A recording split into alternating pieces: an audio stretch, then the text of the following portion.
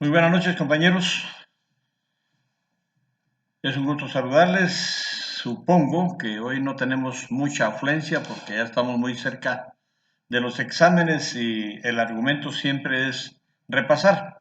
Pero para concluir las actividades académicas de este curso en este año, pues voy a darles algunas explicaciones breves todavía en relación a la teoría general del proceso. Naturalmente que acá incluyo algunas cosas que ustedes ya vieron en teoría general del proceso 1, pero para tratar de hacer un resumen, entonces les presento esta información y vamos a empezar con la jurisdicción, que la jurisdicción es la potestad que tiene el Estado de administrar justicia. Sin embargo, la jurisdicción, como ustedes ya vieron anteriormente, dentro de los poderes, tiene la notio, la vocatio, la coertio, la iudicium y la executio.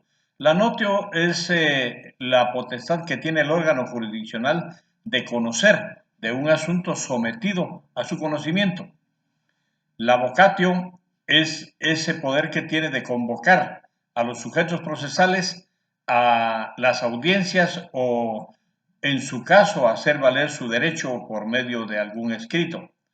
La coertio es esa fuerza que tiene el órgano jurisdiccional de obligar a los sujetos procesales a comparecer cuando en algún momento se niegan o no lo hacen, eh, utiliza la fuerza pública conocida como coertio.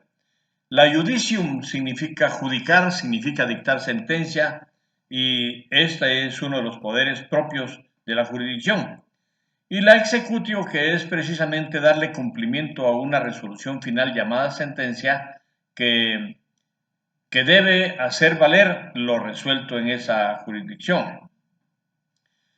Dentro de este tema tenemos también la competencia, que la competencia es el límite de la jurisdicción y que dentro de la competencia tenemos una clasificación que es por razón de la materia, razón de la cuantía, de grado, de territorio y de turno.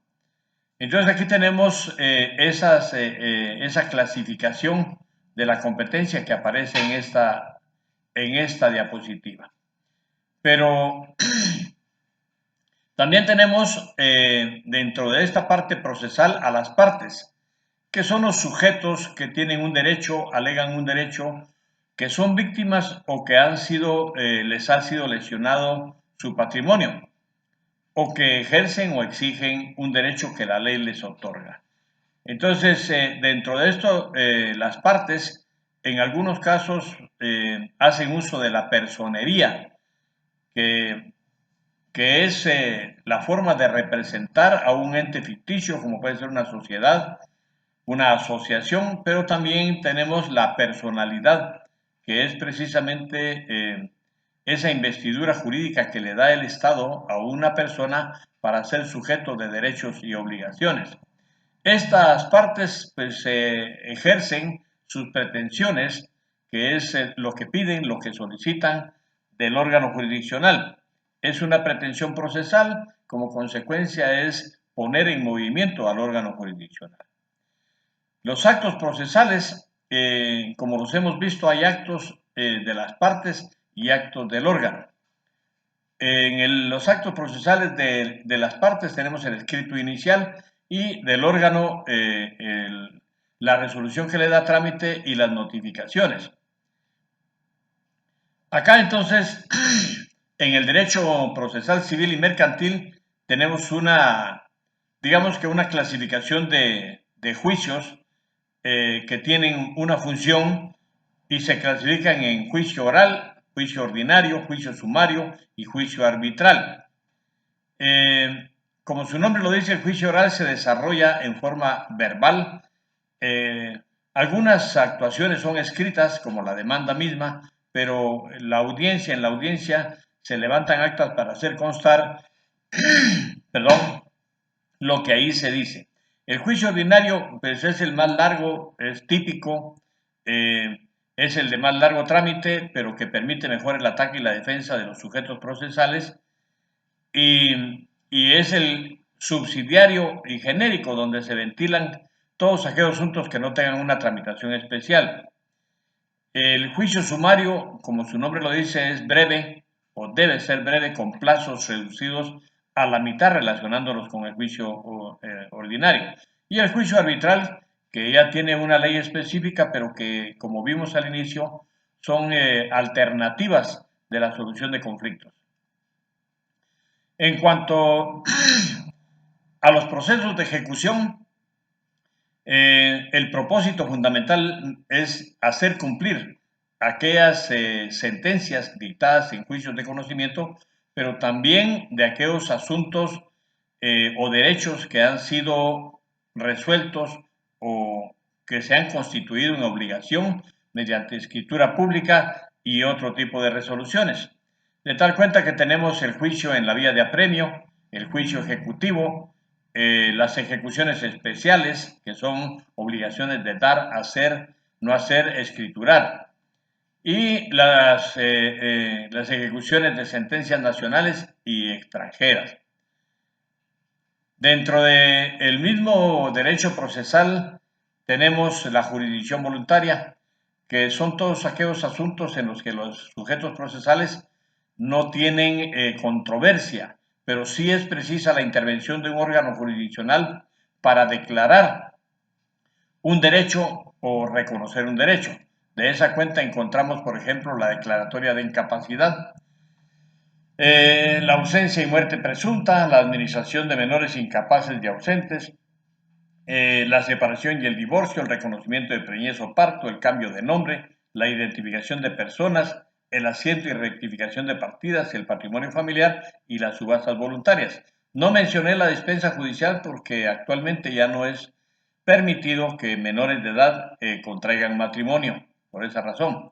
Pero además de la jurisdicción voluntaria que les acabo de mencionar, tenemos el proceso sucesorio, que también es jurisdicción voluntaria, y tenemos la sucesión testamentaria para el caso de que haya existido testamento, la sucesión intestada para el caso en que no haya testamento y la sucesión vacante, aquella en la que ni hay testamento y nadie reclama la intestada. Por lo tanto, se declara vacante y solamente el Estado y las universidades pueden reclamar ese patrimonio. Dentro del mismo Código Procesal Civil y Mercantil vimos también las providencias cautelares, que las providencias cautelares contienen a la seguridad de las personas. Los comentarios al respecto ya los hicimos, pero dentro de las medidas de garantía tenemos la anotación de la demanda, el arraigo, el embargo, el secuestro, la intervención y las providencias de urgencia. Esto lo vimos también en nuestro curso. En cuanto a la impugnación de las resoluciones judiciales, tenemos los remedios procesales y los recursos procesales. Ya hemos mencionado que los remedios procesales son aquellos medios de impugnación que se plantean ante el mismo órgano que dictó la resolución y el mismo órgano resuelve la impugnación, mientras que los recursos procesales se pueden plantear o se plantean ante el mismo órgano que dictó la resolución, pero también se les conoce como recurso de alzada porque el órgano que emitió la resolución debe elevar las actuaciones al órgano superior, que en ese momento es cuando se convierte en segunda instancia. Y dentro de los remedios procesales tenemos la aclaración, la ampliación, la revocación, la reposición y la nulidad, que también comentamos y mencionamos en nuestro curso. Mientras que en los recursos procesales tenemos la apelación y la casación, que son los únicos dos recursos de carácter de alzada. Acá tenemos el juicio ordinario. Para ir comentando un poco lo que ha sucedido en nuestro curso, si me permiten, tomaré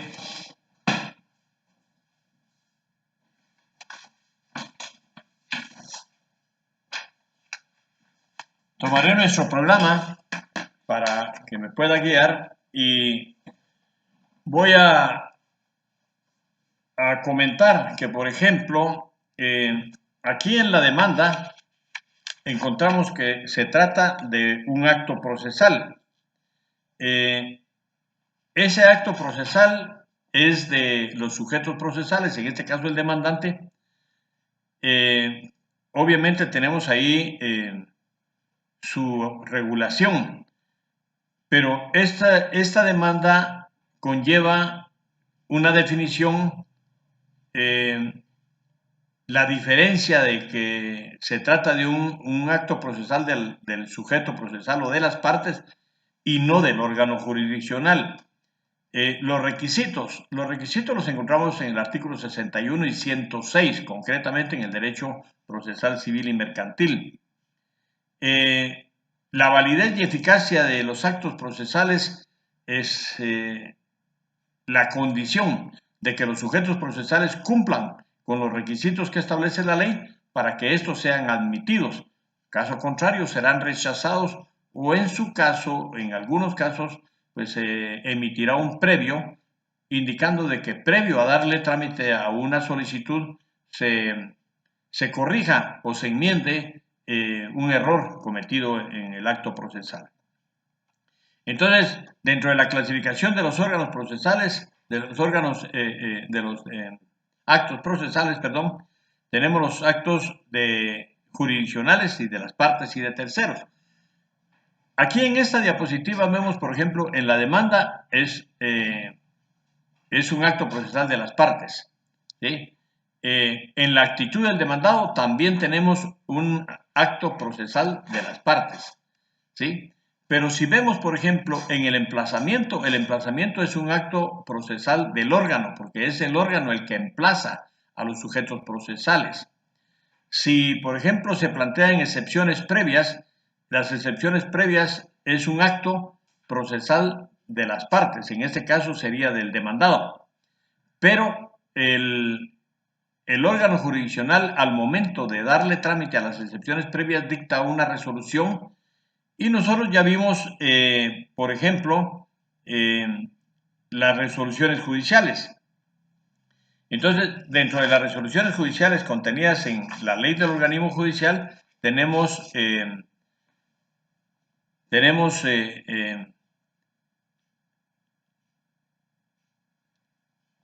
el decreto, el auto y la sentencia. Esas son resoluciones judiciales. Esas resoluciones judiciales aparecen posteriormente a un acto procesal de las partes. Aquí tenemos una demanda y a esta se le da trámite mediante una resolución judicial, que son los llamados decretos de trámite. Para darle trámite a las excepciones previas que aparecen acá, también debemos hacer uso del decreto, ¿sí? Para recibir y darle trámite a la contestación de la demanda, también debemos hacer uso de un decreto, ¿sí? Cuando ya estamos en el periodo de prueba, cuando uno de los sujetos procesales solicita la recepción de un medio de prueba, a esa solicitud también hay que dictarle un decreto, o sea, una resolución.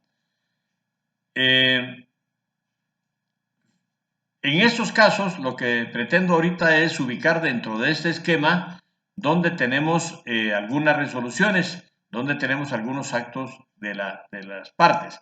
Entonces, la demanda es acto de la parte. El decreto es un acto del órgano jurisdiccional. La excepción previa es un acto de las partes. La resolución que le da trámite es un acto del órgano. La contestación de la demanda, que aparece acá en el artículo 110 y sus actitudes, está en el artículo 110, pero también conlleva un decreto que le da trámite. La prueba, el periodo de prueba, las pruebas lo encontramos en el artículo 128, pero la solicitud de ser admitidos los medios de prueba también debe ir aparejada de una resolución de trámite llamada decreto. Acá encontramos entonces esta explicación de las resoluciones. Pero aquí tenemos, por ejemplo, un auto para mejor fallar. El auto es una resolución del órgano jurisdiccional, ¿sí? Las excepciones previas, al tramitarse, estas concluyen con un auto, que también son resoluciones judiciales. Esa es la relación que estoy haciendo. ¿Dónde están ahora los autos? Si por alguna circunstancia, antes de dictar sentencia, alguno de los sujetos procesales desiste, entonces al desistir, que es una de las formas anormales de terminación del proceso, también se resuelve mediante un auto. Y finalmente tenemos acá la sentencia, que es el modo normal de la terminación del proceso. Todos estos elementos que yo estoy nombrando ahora, todos forman parte de nuestro programa y todos fueron desarrollados en clases. Pero tenemos al inicio los auxiliares de la Administración de Justicia. Por ejemplo, en el periodo de prueba pueden intervenir expertos. Por ejemplo, dentro de esos expertos tenemos algunas veces trabajadores sociales, algunas veces los llamados evaluadores, eventualmente dependiendo de qué se trate el juicio. Tenemos entonces acá expertos que son en un momento determinado auxiliares de la Administración de Justicia. Otras veces interviene la Procuraduría General de la Nación. Ahora bien, voy a...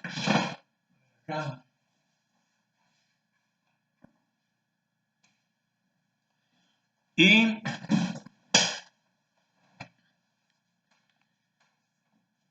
en el caso de la prueba, que es esta diapositiva que tenemos acá, pues hemos dicho que la prueba son los medios que los sujetos procesales utilizan para convencer al juez de sus afirmaciones.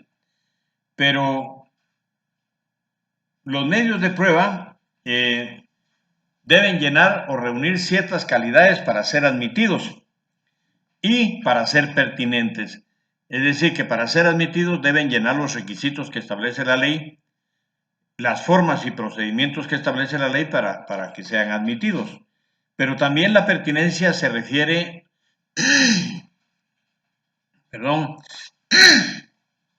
a que versen, a que se trate o que se relacionen con el asunto que se está discutiendo. A eso se refiere la pertinencia.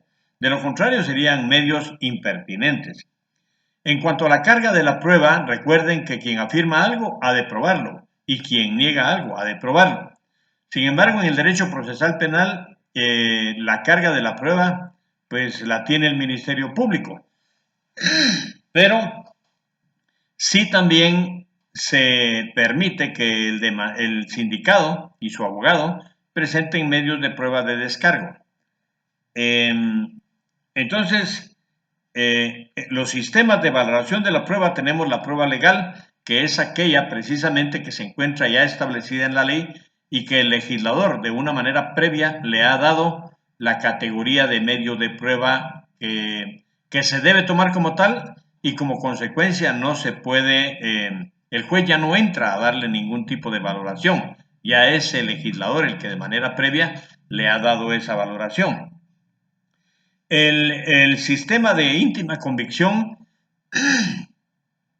ese es doctrinario, pero no es aceptado, no aparece, no es aceptado por nuestra legislación guatemalteca, porque eso significaría que el juez, de acuerdo a su muy leal saber y entender, pues estaría dándole un valor sin explicar por qué. Y eso pues naturalmente que ya sería contraproducente, porque sería muy libre, muy abierta la posibilidad de darle o no valor a un medio de prueba. Y por último, la sana crítica razonada que aparece en nuestra ley del organismo judicial al momento de dictar sentencia, y entonces en ese sentido la sana crítica razonada tiene que ver con la lógica jurídica, y que la lógica jurídica es precisamente aquella que explica que existiendo una que existiendo un antecedente, que es la premisa mayor, la premisa menor, pues entonces en este caso se tiene la posibilidad de llegar a una conclusión, que es lo que la lógica jurídica nos explica en esta materia de resoluciones judiciales. Perdón, pero estoy un poco, ahorita al empezar a hablar, me puse un poquito ronco. Estoy haciendo algunos comentarios finales y resúmenes de este tipo de diapositivas que nos dan algunos elementos para hablar de nuestro curso. Si hablamos, por ejemplo, del proceso penal, los auxiliares de la Administración de Justicia sería el Ministerio Público. Si hablamos, por ejemplo, de la Procuraduría General de la Nación, estaríamos hablando de aquellos casos civiles en los que están de por medio intereses de menores incapaces, ausentes o intereses del Estado. Si hablamos de la Inspección General de Trabajo, pues de igual manera estaríamos hablando de todos aquellos asuntos en los que tienen que ver los trabajadores, los sindicatos y los patronos como ocasión del contrato de trabajo.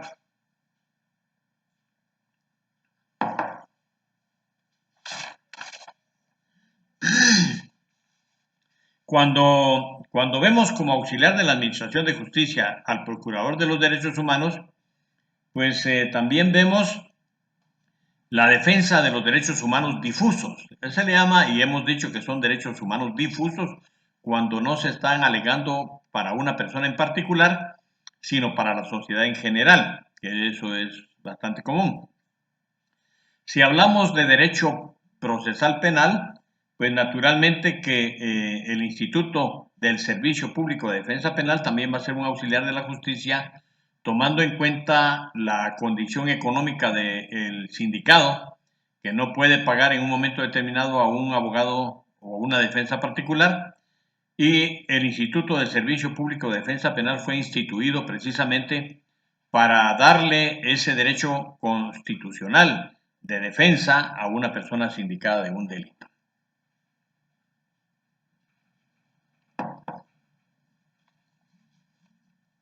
Ahora bien,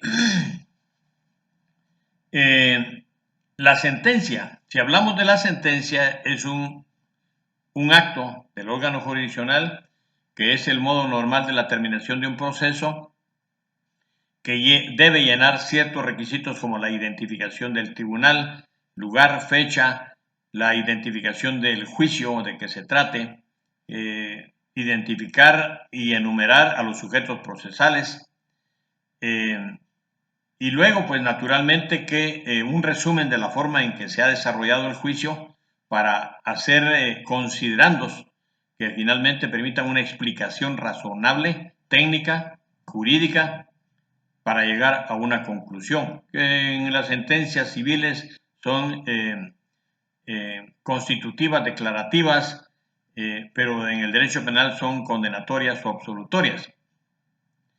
Entonces, estos temas están muy relacionados, como ya dije, con el curso que estamos viendo. Pero si vemos, por ejemplo, dentro del curso también tenemos los plazos. Y dentro de los plazos tenemos el plazo, por ejemplo, para el emplazamiento, es decir, el tiempo que se le da al demandado para que se apersone al juicio a contestar la demanda. Dentro de ese plazo del emplazamiento existe otro, que es el plazo para interponer las excepciones previas. En el caso del juicio ordinario civil son 6 días, el emplazamiento es de 9 días. Pero posteriormente tenemos, por ejemplo, el periodo de prueba. Y el periodo de prueba tiene varios plazos, pero fundamentalmente uno que es de 30 días. Este plazo se puede ampliar a 10 días más a requerimiento de los sujetos procesales por razones específicas y deberá hacerse por lo menos con 3 días de anticipación. Pero si fuera que es necesario recibir medios de prueba que se hubieran solicitado al extranjero y que se está a la espera de ellos, pues entonces el plazo se extenderá hasta 120 días. Este plazo incluye el plazo ordinario, el de ampliación y el extraordinario, que es el de estos 80 días para sumar 120. El auto para mejor fallar, la vista se llevará a cabo en un plazo de 15 días, no mayor de 15 días. Y el auto para mejor fallar igualmente se llevará a cabo en un plazo de 15 días o no mayor de 15 días. Y de igual manera la sentencia, en este caso concreto del juicio ordinario civil, se hará dentro de los 15 siguientes días. Pero naturalmente que si vemos más adelante tenemos, por ejemplo,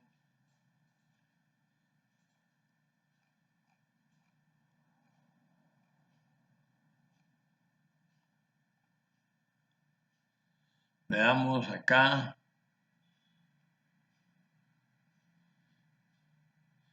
Y vemos los medios de impugnación, porque en el punto 9 de nuestro programa tenemos los medios de impugnación.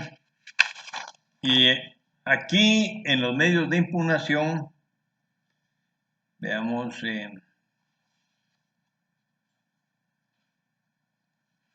un poco confundido estoy con mi programa, pero ya explicaba que los medios de impugnación es la forma de un control judicial.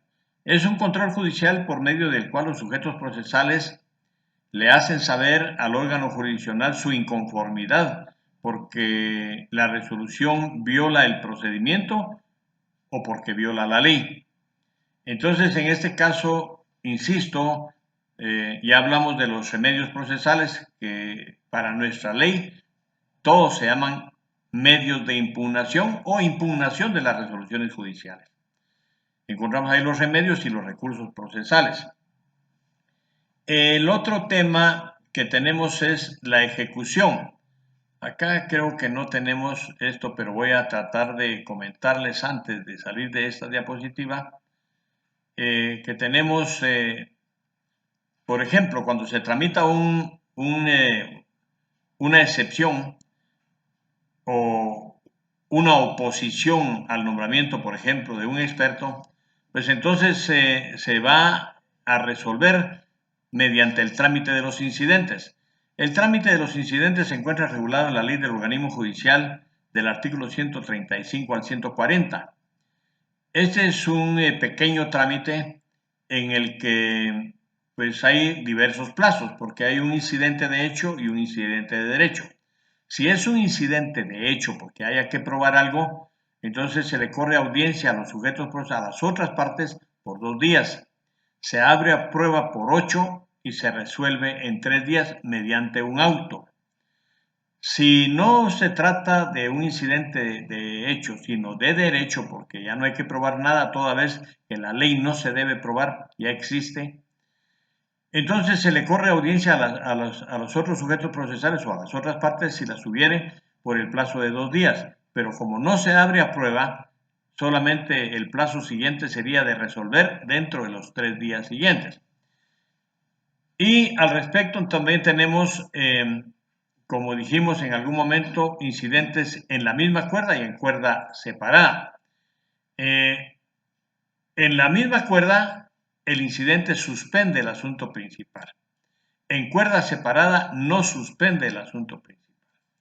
Entonces, los incidentes que no se refieren a cuestiones de derecho y los incidentes que se refieren a cuestiones de derecho varían básicamente en los plazos.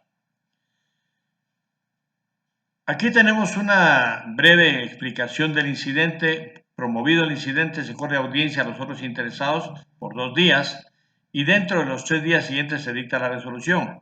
Este es el incidente de derecho. El incidente de hecho, promovido el incidente, se da audiencia a los otros interesados por 2 días y dentro de el máximo de 8 días se corren 2 audiencias para que los interesados hagan uso de sus medios de prueba. Y finalmente, la resolución se dicta en el plazo de 3 días.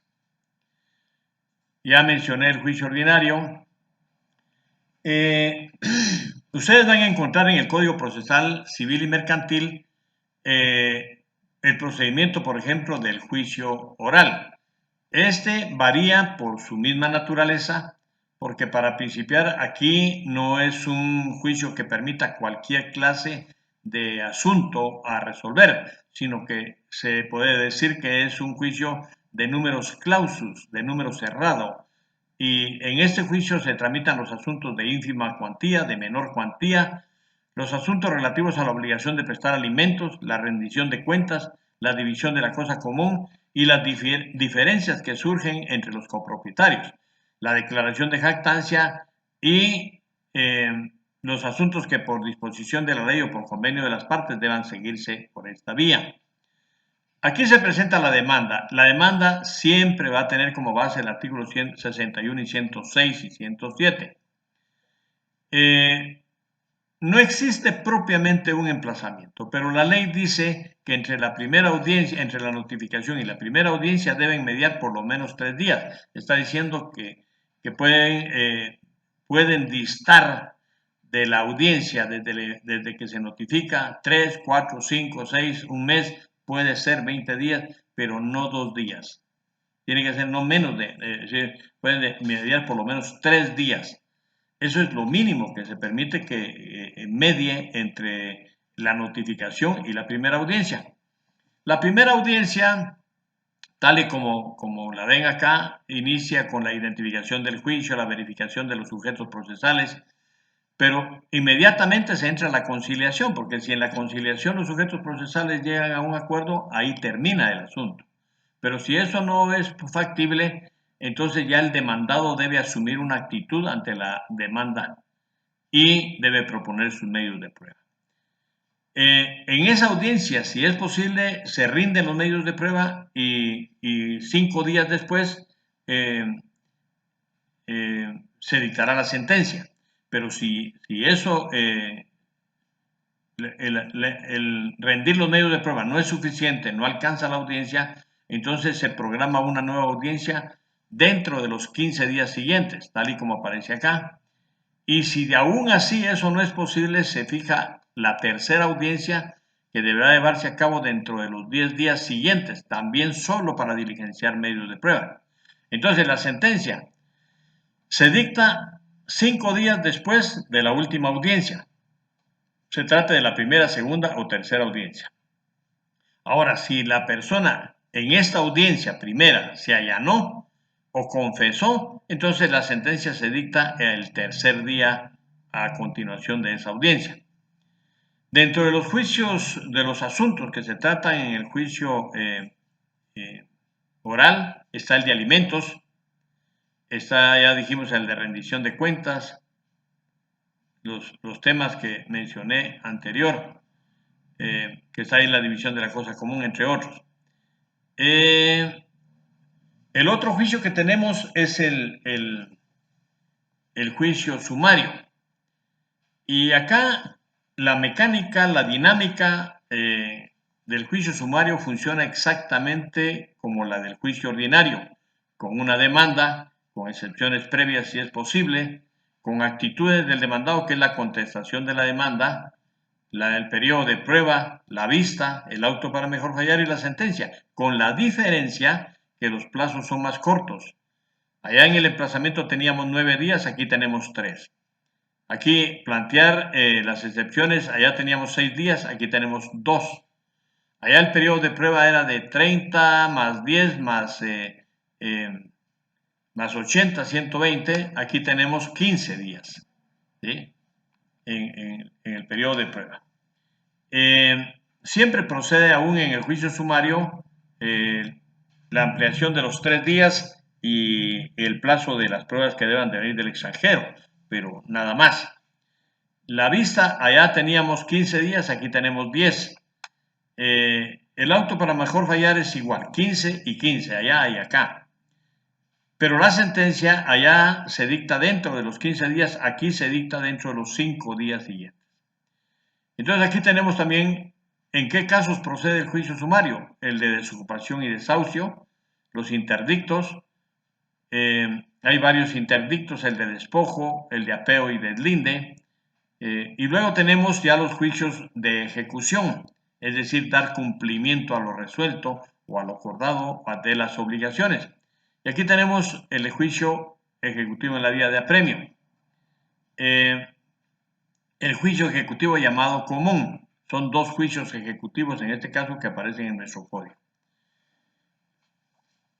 Estos pequeños o estos comentarios tienen como propósito recordar un poco cómo el curso de Teoría General del Proceso pues, se ha dado en este semestre y pues nunca va a ser suficiente el tiempo para desarrollar todos los contenidos. Yo les comparto que es mucha la lectura que hay que hacer en este caso y pues yo espero que ustedes puedan continuar haciendo la lectura en particular con la bibliografía que se les ha sugerido. Por esa razón, les recomiendo continuar con ese tipo de lectura. Por otra parte, les quiero informar, aunque ya está en el Classroom, un mensaje para ustedes. Las notas ya se subieron, ya se corrigieron en los casos que fue procedente corregir. En los otros, pues lamentablemente no es posible. Y ya saben ustedes que su examen final es el viernes 12 de noviembre y lo vamos a iniciar a las 6:30 en atención siempre a los casos de estudiantes trabajadores que pues salen tarde o salen a la hora de su trabajo, pero les lleva tiempo trasladarse a su casa. Por lo demás, ya saben que el examen final tiene un valor de 30 puntos y que el curso se gana con 61. Pero si algún estudiante, por ejemplo, no olviden, si tuviera ya 61 puntos, pero debe sacar un punteo de acuerdo al reglamento, un punteo que se llama por evaluación. Es decir, que debe sacar un mínimo de puntos establecidos en el reglamento y que ahorita no recuerdo bien si son 6 o 10 puntos los que tiene que sacar como mínimo, para que ustedes, los que tienen 61 o algo más, no se vayan a tener y pensar que con un punto ya estuvo todo. No, tienen que tomar en cuenta eso. Por lo demás, les agradezco mucho su atención. Espero haberles servido el curso de la mejor manera posible. Ya el año entrante estarán ustedes en otro semestre, no los veré, pero igualmente mis mejores deseos y felicitaciones porque sigan estudiando y disciplinándose tal y como se los he sugerido siempre. Así es de que esa breve explicación resume un poco lo que vimos a lo largo del curso y entonces hasta acá dejamos esta sesión o mini sesión de trabajo para dejarlos actualizados y verles ya en próxima oportunidad. Feliz noche a todos.